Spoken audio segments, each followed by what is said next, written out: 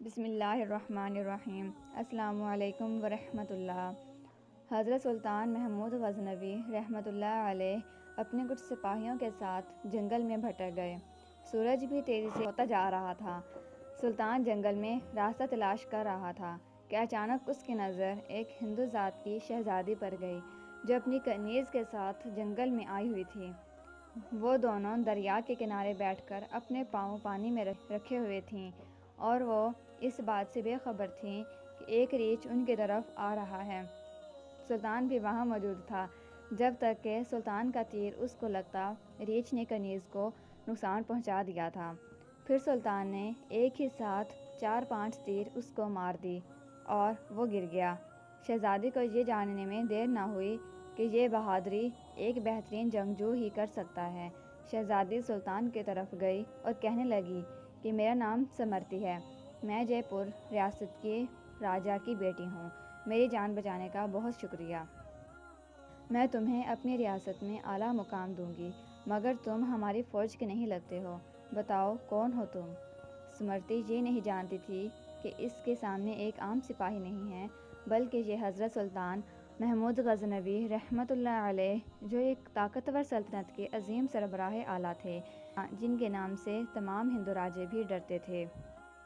سلطان نے اپنی اصلیت اس کے سامنے ظاہر نہ کی اور کہا کہ میں کسی اور لشکر کا سپاہی ہوں۔ چلیے محترمہ، میں آپ کو محفوظ جگہ تک پہنچا دوں گا، آپ میرے ساتھ آ جائیں۔ رات بھی کافی ہو چکی ہے، راستہ نہ ملا تو رات بھی یہی گزارنی پڑے گی۔ شہزادی بھی آپ سے مطمئن ہو چکی تھی کہ آپ کا دل لالچ اور خوف سے پاک ہے۔ کافی دیر ہونے کی وجہ سے شہزادی تھک چکی تھی۔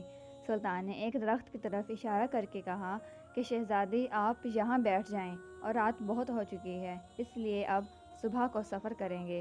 شہزادی بیٹھ گئی۔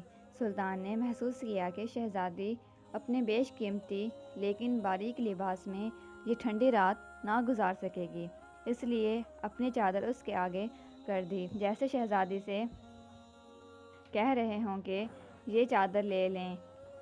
شہزادی نے چادر لی اور درخت کی طرف بیٹھ گئی، اور وہ سلطان کی طرف دیکھنے لگی جو پتھر کے قریب بیٹھے آگ لگا رہے تھے۔ جیسے ہی آگ لگی، روشنی کی وجہ سے آپ کا چہرہ نورانی چمکنے لگا۔ سلطان نے شہزادی کے سامنے مٹی سے تیمم کیا اور نماز پڑھنے لگا۔ شہزادی یہ دیکھ کر ڈر گئی کہ یہ تو مسلمان ہیں، اور سوچنے لگی کہ یہ غزنی لشکر سے تو نہیں جو لٹیرے ہیں اور جو گائے بھینس کا گوشت کھاتے ہیں۔ مگر تھوڑی دیر بعد اس نے وہ وقت یاد کیا کہ جب اس نے شہزادی کو ریچھ سے بچایا تھا، اور پھر وہ اطمینان سے بیٹھ گئی۔ سلطان نماز کے بعد دعا کرتے ہوئے رو پڑے۔ سلطان نے اپنا خنجر نکالا اور اس کی نوک اپنے پاؤں پر مار کر زخمی کر لیا۔ شہزادی یہ دیکھ کر حیران ہوئی اور سوچنے لگی، یہ مجھ سے بے تکلف نہیں ہونا چاہتا۔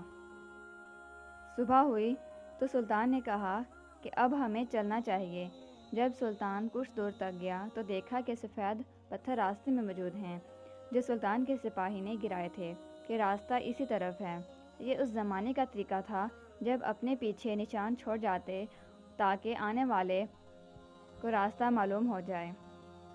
آخر کار سلطان اور شہزادی ہموار راستے پر آ گئے اور وہاں پر گاؤں موجود تھا۔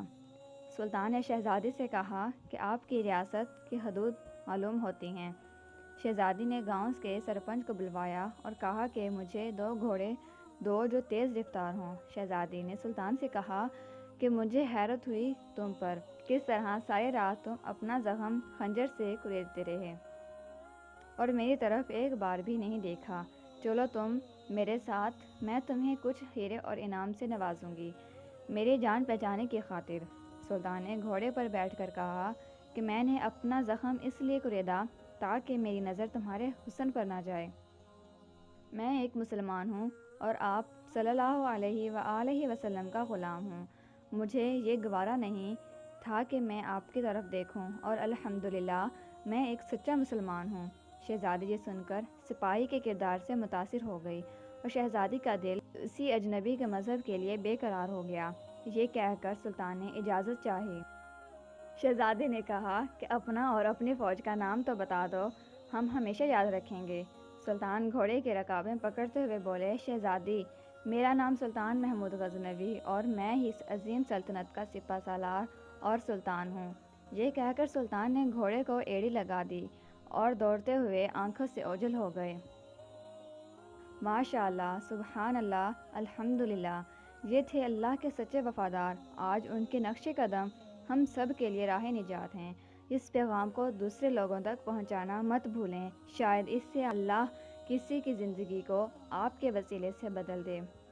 اگر آپ کو ہماری یہ ویڈیو پسند آئی ہے اور آپ اس چینل پر نیو ہیں تو ہمارے چینل کو سبسکرائب کریں اور دوستوں میں شیئر کرنا مت بھولیے۔